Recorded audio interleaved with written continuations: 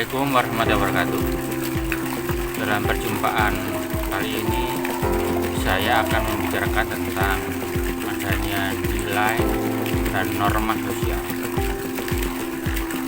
Kalau kita berbincang tentang nilai, itu kita akan melihat sesuatu itu yang dianggap berharga atau dianggap tidak berharga, sesuatu yang dianggap penting atau sesuatu yang dianggap tidak penting. Kemudian orang juga mengatakan bahwa nilai itu sesuatu yang dianggap mulia atau sesuatu yang dianggap hina.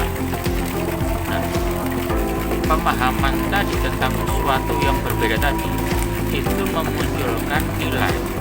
Jadi orang itu bisa melihat suatu hal itu menjadi bernilai.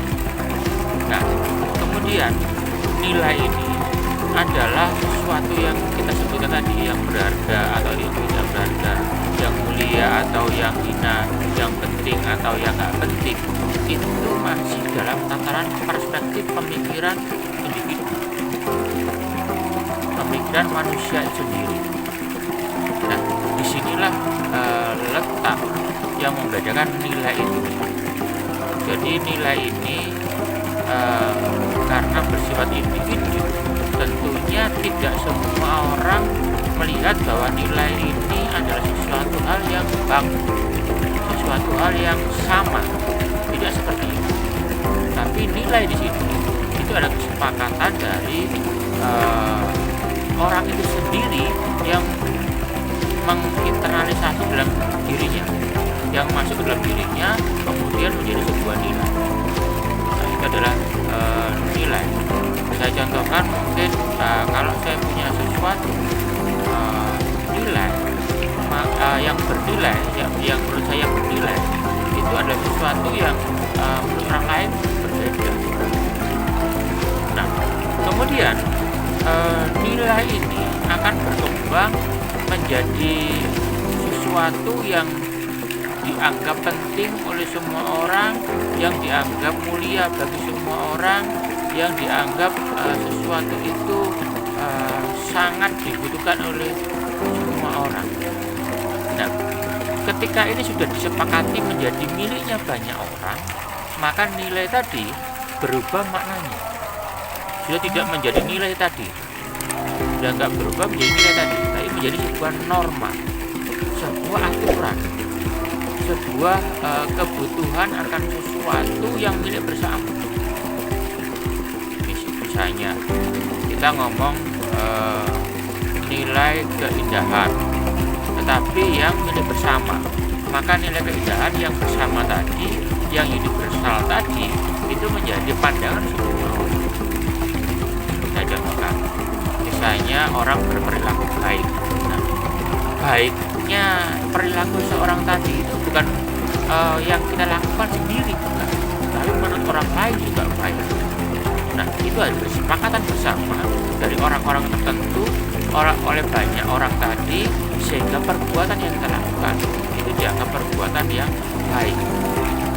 Nah, itu menjadi sebuah norma.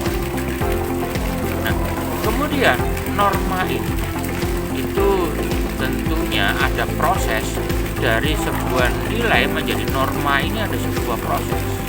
Biasanya karena ini disepakati oleh banyak orang, karena dilakukan oleh banyak orang, maka di situ yang namanya norma ini mengalami sebuah tahapan. Nah, tahapan untuk menjadi norma itu biasanya orang mengawalinya dengan sebuah cara, atau orang menyebutkan dengan istilah usik. Nah, usik atau cara ini adalah ketika orang melakukan sesuatu menurut dirinya sendiri, kemudian dilihat oleh orang lain. Misal cara makan. Nah, misalnya cara makannya di perjamuan resmi, misalnya di table manner, misalnya bagaimana tata aturannya. Tentu ada cara di sini. Caranya tentunya tidak sama dengan kita makan di warung-warung pinggir jalan, itu nggak akan sama. Karena mungkin yang membedakan ada jumlah piring, belas pun jeblok, pakai knife dan sebagainya. Nah, itu yang membedakan. Ini dari caranya menggunakan. Kemudian cara ini ketika dilakukan oleh orang secara berulang, maka cara ini akan berubah menjadi kebiasaan. Nah, kebiasaan ini sering orang menyebutkan dengan istilah fokus. Nah, perilaku yang membiasakan dirinya tadi melakukan sesuatu hal tadi yang merupakan bagian yang dilakukan, kalau kebiasaan itu nggak mungkin sekali, dilakukan berulang kali, maka itu istilahnya menjadi fokus tadi. Dia berulang melakukannya. Jadi di sini misalnya kita berbicara tentang sanksi, gitu. Karena ini merupakan kebiasaan orang itu, maka sanksinya lebih daripada cara tadi. Kalau orang aja nggak memahami cara itu, mungkin masih ditoleransi. Tapi kalau orang sudah melakukan berkali-kali, ini merupakan sesuatu yang menandakan ciri khas orang itu. Ya, paling enggak orang mulai mencibir. Nah, kemudian cara ini ketika dilakukan, ini menjadi sebuah kebiasaan atau mores. Nah, ketika udah menjadi kebiasaan ini, orang lebih dikenali karakternya orang itu, karakter orang yang berperilaku tadi, yang memiliki nilai tertentu dalam dirinya tadi, itu akan berubah. Nah, perubahan dari nilai menjadi norma yang disepakati tadi itu karena ada patokan umumnya. Orang ini melakukan, hampir semua orang melakukan kebiasaan itu. Misalnya ketika pagi orang berbondong-bondong menuju ke pasar untuk belanja sayuran. Dia ke pasar. Pasarnya mana pasar tradisional karena rumahnya itu. Dia belanja tadi itu merupakan kebiasaan. Nah, kemudian yang keempat itu adalah custom atau adat istiadat. Nah, ketika itu sudah menjadi adat dari kebiasaan yang dilakukan tadi, kemudian orang melakukan banyak dan bukan menjadi sebuah adat di situ, maka nilai tadi sudah berubah bulat. Artinya sanksinya pun lebih tegas.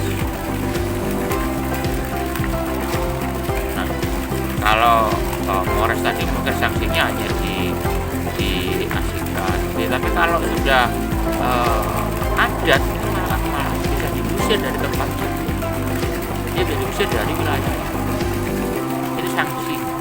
Nah, itu perubahan nilai menjadi sebuah norma, itu tahapan yang kita minimal ada 4 tahapan untuk menjadi sebuah norma.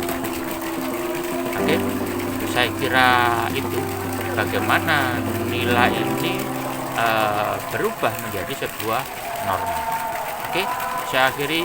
Wassalamualaikum warahmatullahi wabarakatuh. Salam.